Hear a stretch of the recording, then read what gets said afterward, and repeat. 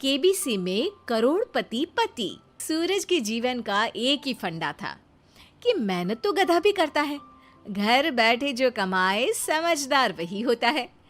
इसीलिए उसने कभी नौकरी ही नहीं ढूंढी। इस बात से हालांकि उसकी पत्नी शिखा बिल्कुल भी अग्री नहीं करती थी, पर फिर भी सूरज को समझाना बेकार था। टीवी में कैसे बनोगे करोड़पति का ऐड देखकर उसे लगा कि बस अब तो घर बैठे ही वो करोड़पति बन सकता है, और उसके पीछे उसने अपने सारे सोर्सेस एक्टिव कर दिए।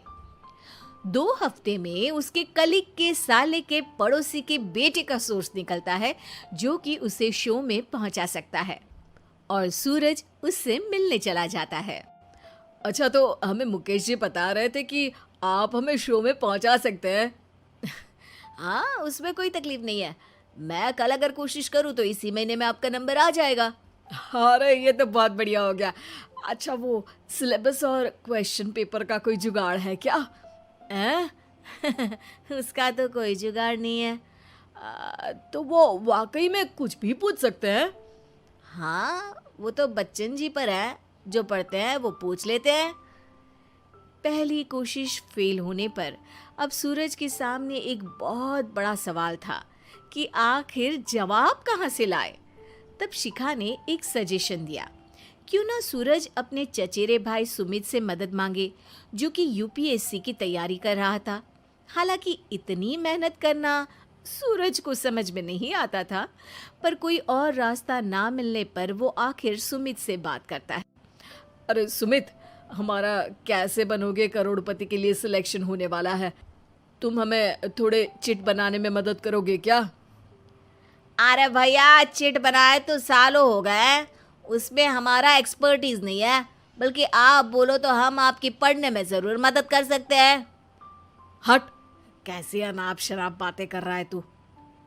सूरज ने सुमित को मना तो कर दिया था, पर तैयारी करने के सिवाय कोई चारा उसे दिख भी नहीं रहा था। खासकर जब 12 के पेपर लीक करने के एक्सपर्ट शुक्ला जो भी हाथ जोड़ लेते हैं। आखिर सूरज को सुमित के पास जाना ही पड़ा, और उसने सुमित और शिखा से वादा किया कि वो बहुत मेहनत करेगा। 1 महीने की तैयारी के बाद फाइनल हुआ कि शो से 1 हफ्ते पहले एक ट्रायल खेला जाएगा, जहां पर सारे रिश्तेदार ऑडियंस की जगह पर होंगे और शिखा सवाल पूछेगी। दूर दराज से भी रिश्तेदार आकर हाजिर हो गए देखने कि आखिर कैसे बनेगा सुमित करोड़पति। सब कुछ सेट था, और इतने में सूरज आकर अपना स्पीच देता है। ये 1 महीना मेरे लिए आसान नहीं था, पर अपने भाई सुमित और अपनी पत्नी शिखा की मदद से मैं इतनी दूर पहुंच पाया हूँ। मेरे मम्मी पापा के आशीर्वाद ने भी बहुत साथ दिया है मेरा। मैं उम्मीद करता हूँ कि आज के शो में आप लोगों को बहुत मजा आएगा। साक्षी पहला सवाल पूछती है और पूरे कमरे में सन्नाटा छा जाता है। इंडिया में कितने स्टेट्स हैं?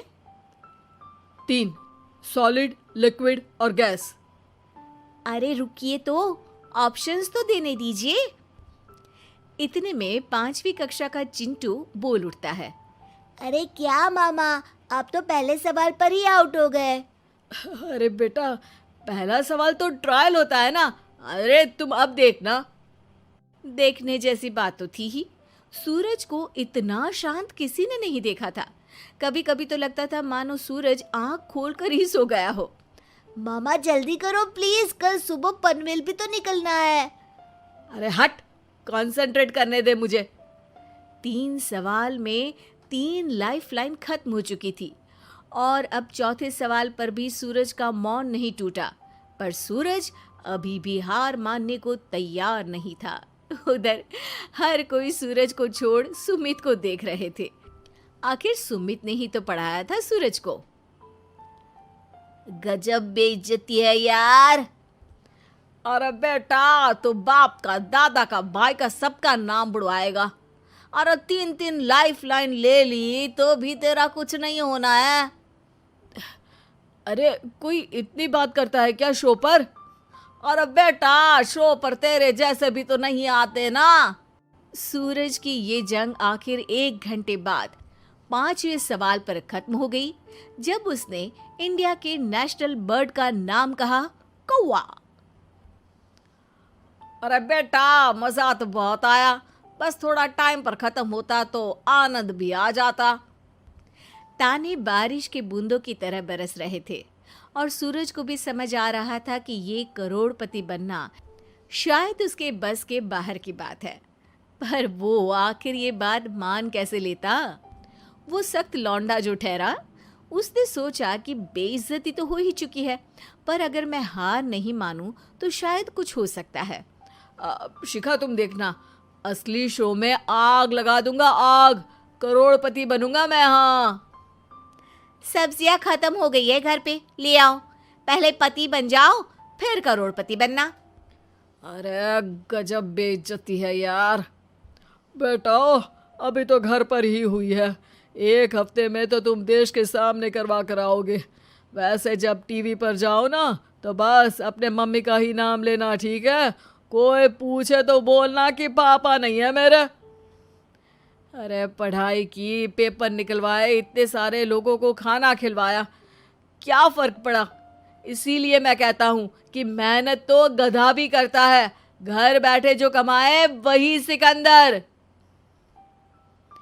लेकिन मामा, गधे भी जानते हैं कि हमारा राष्ट्रीय पक्षी मोर है।